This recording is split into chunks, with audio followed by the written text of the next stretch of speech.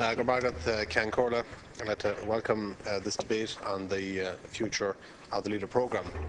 Like many former members of local authorities, I serve on the board of a number of LEADER companies, Galway Rural Development and Forum Connemara, and I have to say that my experience of both companies, particularly Forum, of which I served laterally, was of an exceptional company, doing great work, great staff, involved in the community approach from the bottom up, involving themselves in support in identifying and promoting projects, and I certainly hope that whatever reform takes place, that will continue. Ceann, the timer's not working there, if you could. Sorry. That would continue. I welcome the allocation of the 7% of the rural RDP programme to LEADER. This is 2% over the minimum, and this will allow 235 million to be spent in the period up to 2020.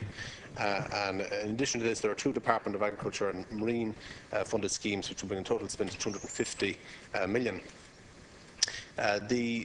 As I said, the LEADER companies themselves have provided great support to projects, but I suppose involving the local authorities to try and ensure that we get better value for money, that we get more money available for the projects themselves rather than on the administration of the projects, is something that I can see a role for.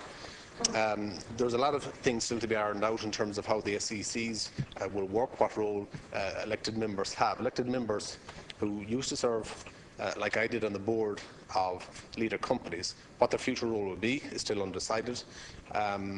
Will they have an oversight role?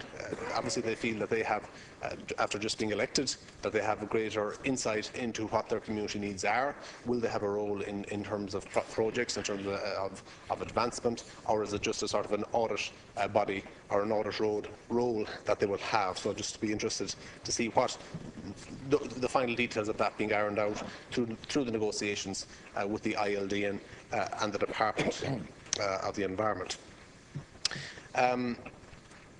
I know in my own area in Connemara that there was issues in the past with Metal Furbish and the Geltha, which went into liquidation, and its role was taken over by Corn and Nilon, who were doing a good job. Unfortunately, there was a time lag and a period of time there where there was no funding made available within the Geltha area. And I know the Department and the Minister is anxious that all funding is spent, but unfortunately there was an over redistribution, if you like, of funds, in my view, from the Geltha areas to other areas in the country. And that hasn't been addressed, whether it can yet or not, and I know I've identified this to the Minister. I believe that there is a funding shortfall there in relation to the Geltha area that I think needs to be looked at. And it was unfortunate what happened, and I appreciate that that was outside the control of the Minister and outside the control of the Department, but the time lag again was unfortunate. And by the time that Cornillon got up and running, then the scheme was put into abeyance pending the review, and unfortunately the allocations were redistributed. And again, and I know it's been mentioned by others before, to ensure that we have a spend of the money, whether there should have been and whether there still should be an over-allocation above the 100% allocation, to ensure that those projects that go by the wayside, that all the actual money will be spent. Just a few other issues. And it's something that has come up at meetings and has been of concern. The LEADER companies are private companies. They cannot be just scrapped by the Minister. They're private companies, and they carry out a range of other services through the HSC, through the Department of Social Welfare, whether it be Meals on Wheels, whether it be rural social schemes, that won't be affected by any such changes that have been enacted by the realignment. And that's important because it's not getting out there, if you like, and there's concerns being expressed by elderly people and those that are involved in these schemes that their futures will be impacted by the realignment. There's also a concern, and others have touched on it as well, regarding the, if you take in my area, you've let your frac, which is over an hour from county buildings in Galway. It'd be like sending somebody from Dublin to Dundalk or I don't know where, Gorey or someplace. It wouldn't happen in that case.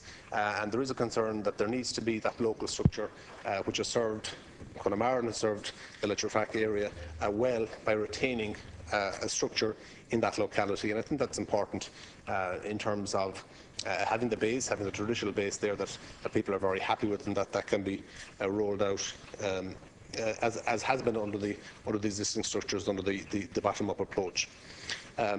Finally, the islands have been served through Corn and Nilon for the last period of time, and again, many of them would feel that they have more commonality with other islands than they have with the mainland.